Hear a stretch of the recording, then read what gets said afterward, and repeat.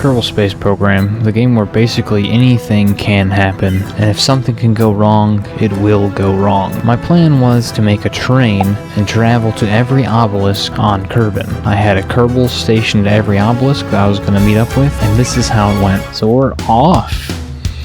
So we built this train. As you can see, it's modeled after like an old steam train.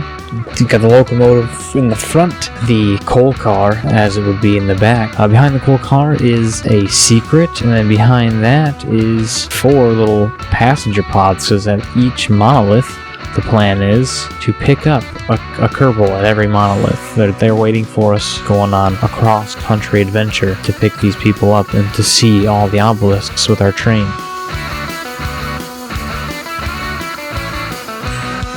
Taking a little tour around the space complex, pulling up around the VAB, almost hitting the VAB, just kind of going on the sidewalk there on the grass. I'm trying my best not to get on the grass. As you can see, we have Jebediah driving it.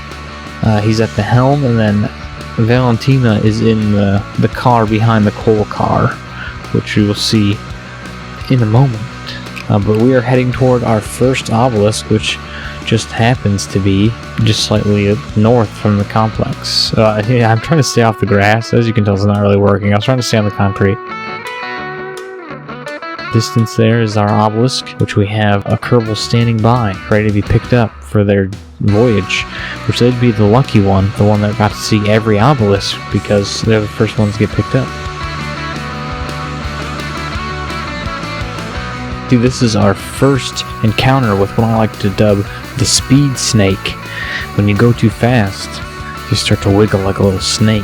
So we really couldn't go over about 20 meters a second, or else the speed snake would get us. Slevy Kerbin is our lucky, ever so lucky Kerbal to be getting picked up first, hopping in the back car because she is a cool kid. Because that's what the cool kids do on like roller coasters and stuff. You either get the front or the back, can't get in the middle, or else you're not cool. Anyway, there was our monolith. We're off.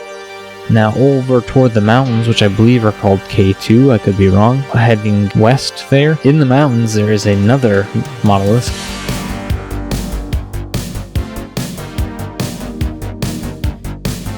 More speed snake wiggles happening. And it kind of keeps us under 20 meters a second, which at this point I wasn't thinking this would be viable, but I was willing to see what happens. Yeah, here at 25 meters a second, and it's wobbling us all heckin' back. But we're gonna press on. I was hoping once we got to more hilly areas, it would drive a little better. So after being wiggled rigorously, Slevy Kerbin decides it's probably in her best interest to hop out of the car.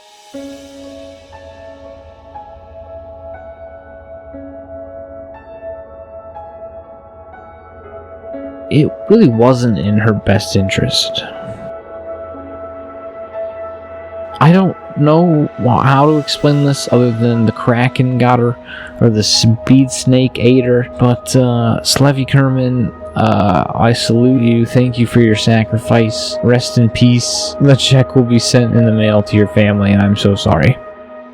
So I'd like to have a moment of silence for Slevy Kerbin.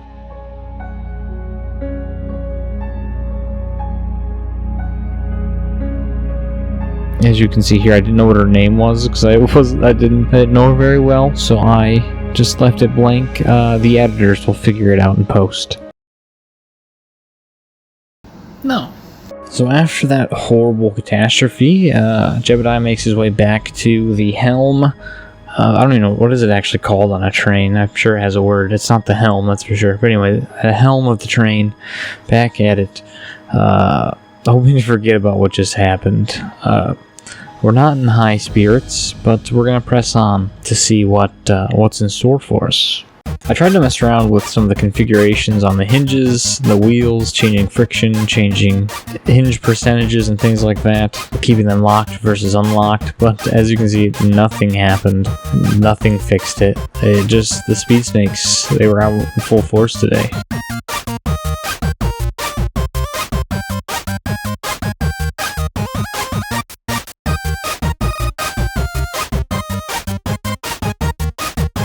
So here you can see me kind of messing around, and it just gets worse. It just gets worse.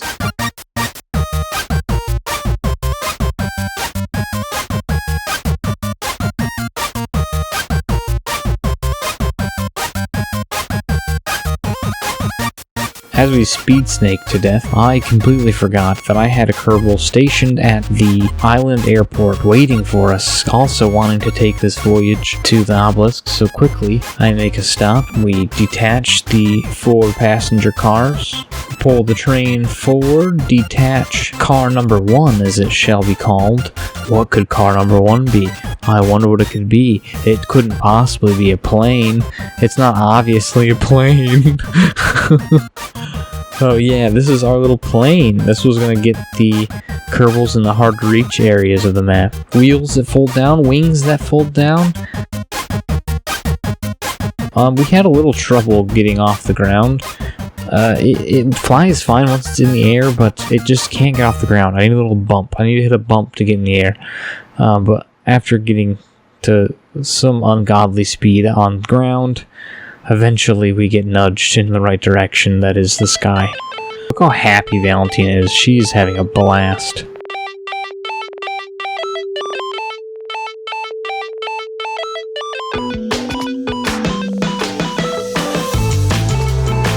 And we're off to the little island airport there to pick up our Kerbal. I wish I would have wrote down their names so I knew what to call them, because they're not just Kerbals, they have names. I'd like to thank the game for saying cannot quick save while about to crash. I thank UKSP for having the highest of faith in my flying abilities. My flying abilities are fine, it's the driving abilities you have to watch out for.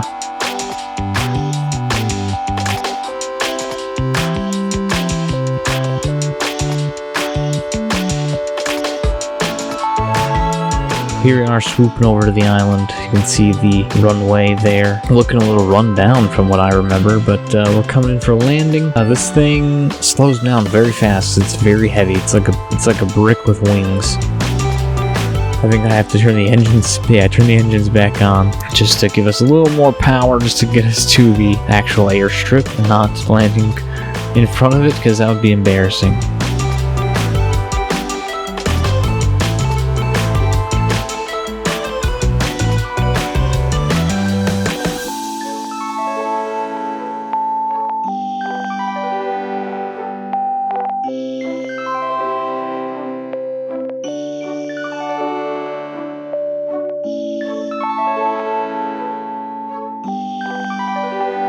And we have touchdown, so we take a quick second to stop and switch over to driving mode, which just means putting up our airplane wheels and folding our wings back up.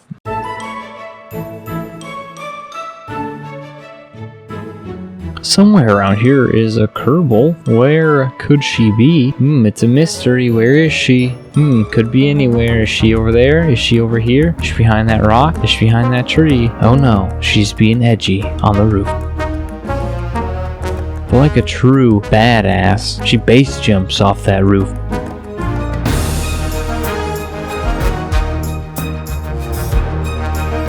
And just flings herself right on over, ever so delicately landing right next to the train car, and hops in.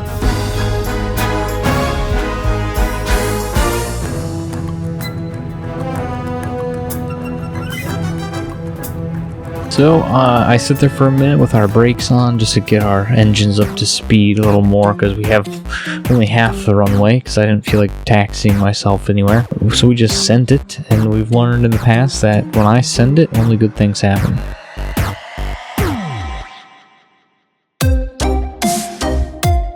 There we are, disembarking the island. Just using all these weird terms for things that don't even make sense. It's not a boat. It's not disembarking. Maybe that works. I don't know. I don't know English. Regardless, we're flying on over, safely and sound. This thing just looks like a semi with wings. Like literally, a bulldozer with wings.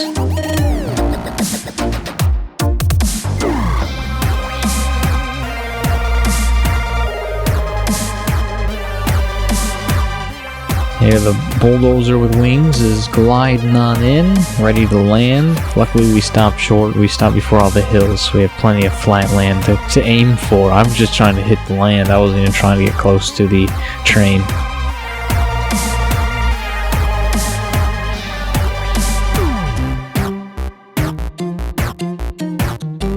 And touchdown, a little bouncy, but it's all good. Quickly switch over to driving mode once more. fold our wings up, and head back over to the terrain.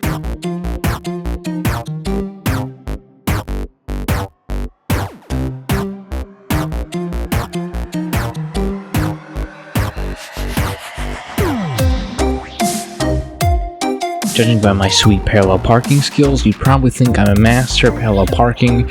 That is the farthest from the truth. Ask my wife.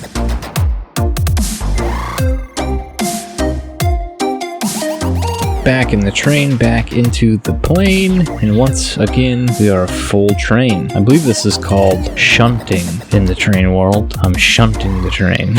Don't quote me on that. I have a small town education.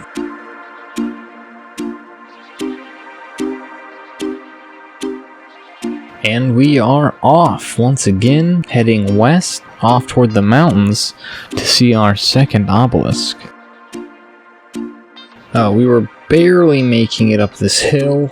As you can see, we kind of had to do our good old serpentine ability that we know so well from the last video. If you haven't seen my last video, I drove to the South Pole from the space complex to the South Pole. No time warp, just driving in a rover without any mods. Link is in the description. And while I'm plugging things, please like the video and subscribe if you enjoy. It means the freaking world to me, the response that my last video got.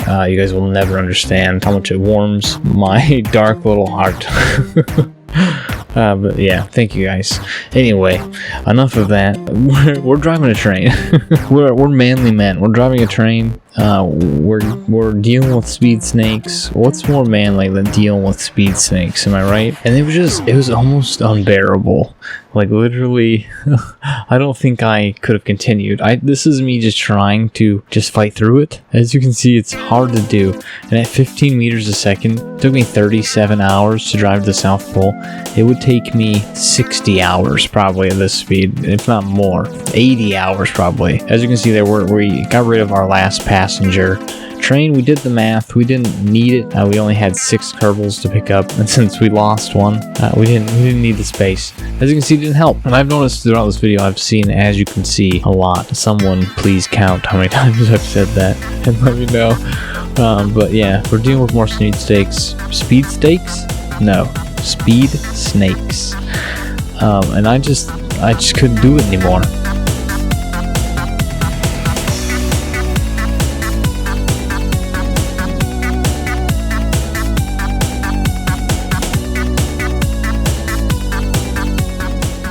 You see me toying around with stuff, trying to get it together. It just wasn't working.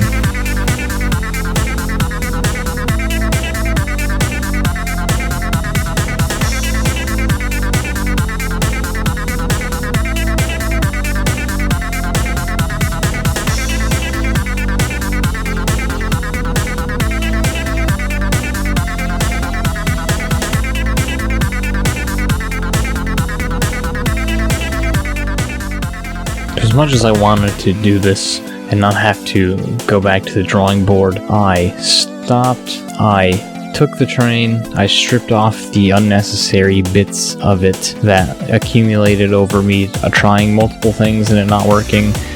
I stripped everything off we didn't need. I made it so that the hinges could only move at like 4% or something. Maybe it was 8%. Maybe it's not even a percent. You know what I'm talking about. I made it so the hinges barely moved. They can only do a grade of like 10 in train terms, which is big in train terms. But anyway, it's kind of helped. We could get up to speeds of like 30 meters a second. And as we know, I drove 37 hours at 30 meters a second last week. So I was prepared to do that.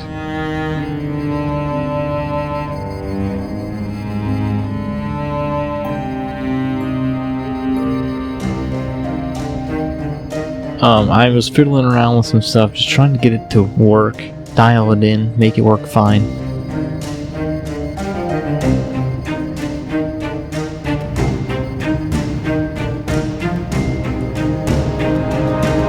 Nothing I did seemed to work. We pressed on, out toward the mountains.